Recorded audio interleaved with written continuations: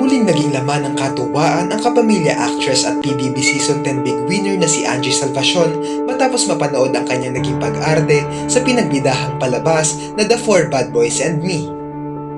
OMG, ang Happy Charles! Bango-bango ni Marky!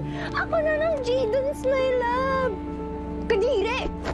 Napapanood ngayon ang nasabing serye sa ABS-CBN Entertainment YouTube channel at sa iWant app.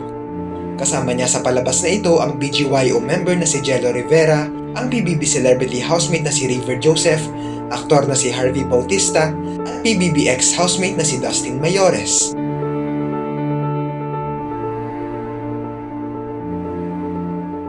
Si Angie ang gumanap na Candy sa nasabing palabas, ang bidang babae sa kwento. Ito rin ang unang beses na nagkaroon siya ng lead role mula nang mapasama sa showbiz industry. Maraming mga netizens ang hindi napigilang matawa sa naging pag-acting ni Angie na ayon sa iba ay hilaw pa. Dagdag pa ng iba, sana ay pinag-acting workshop muna siya bago sumabak sa ganitong mga klaseng proyekto, lalo pat marami ang nakakaalam ng kwento ng The Four Bad Boys and Me dahil sikat itong story sa Wattpad. Tignan ang iba pang mga komento ng netizens.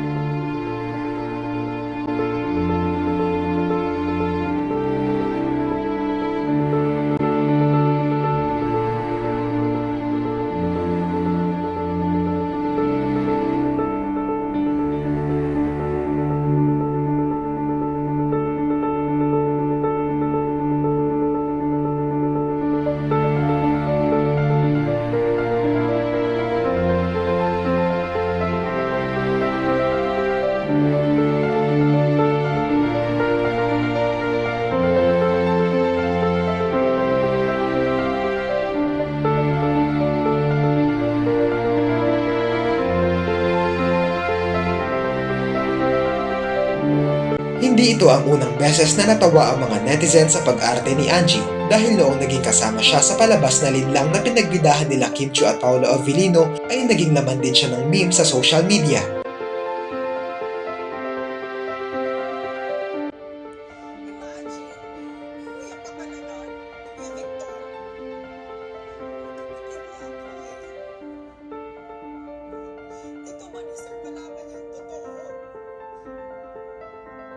Gago na duling.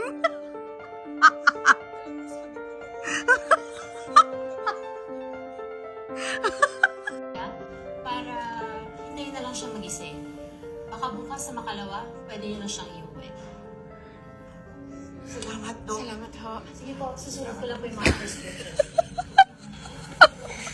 Maging si Angie ay alam ang naging pagsikat niyang ito at aminado na sobrang baby pa ang naging pag-acting niya, lalo pat baguhan lang din siya sa mundo ng pag-arte at hindi siya nakapag-workshop noong sinalang siya sa palabas na ito. Aware naman. Oo. Naging meme nga eh. Oo. Di ba? Ako naman sumikat dyan. Thank you so much. Kung gegradean mo yung performance mo sa linlang, anong grade mo? 1 to 10? 1 to 10, sobrang baby pa eh. Sobrang baby pa. So, alam ko may improve pa. And we're all a work in progress ha. We don't just get good in a single day. Yung mga artista din na iba din na kakasalang na nila, they've been through workshops a lot of times na before sinalang sila. I've never been in workshops. So it's my first time and I just know for a fact na we're all a work in progress and it's more sweeter if you really begin na walang-wala. As a learning in progress, mahirap talaga sa akin yung acting because this is not my talent. And like, kaya nga sabi ni Direk Benny, thank you kay Direk kasi pina-assignment niya talaga sa amin talaga na ikaw binubulit ka, low yung confidence mo, dapat ganito ka, ganyan. So it helps parang na-embody mo din yung yung pagiging na parang ang sakit na ba't ganyan yung trato sa akin ng mga tao, wala naman akong ginawang masama.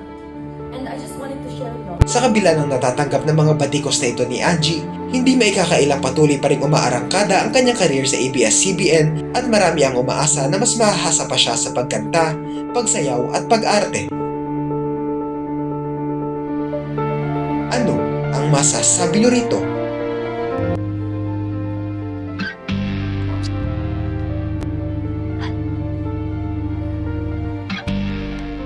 Nananaginip ba ako? Sino naman? Sakit. Teka, ang first kiss ko?